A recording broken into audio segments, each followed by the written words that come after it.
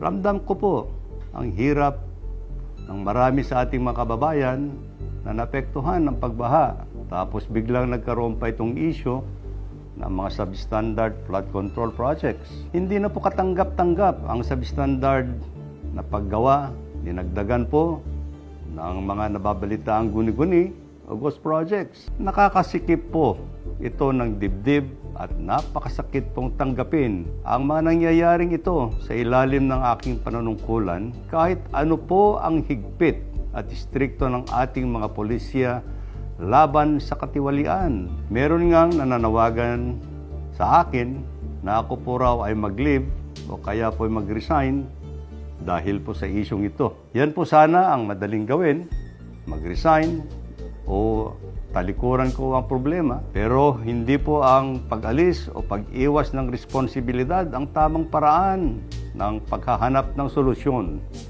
Sa akin po, tatanggapin ko ang accountability, pero tandaan po ninyo, hindi ko po kukonsintihin at papayagan ang anumang uri ng korupsyon na nangyayari. Hindi tayo papayag na lapastanganin ang sinumang tiwali sa DPWH, kontraktor, o kahit sino pa ang maglustay ng pundo na nagmula sa dugo at pawis ng ating mga kababayan.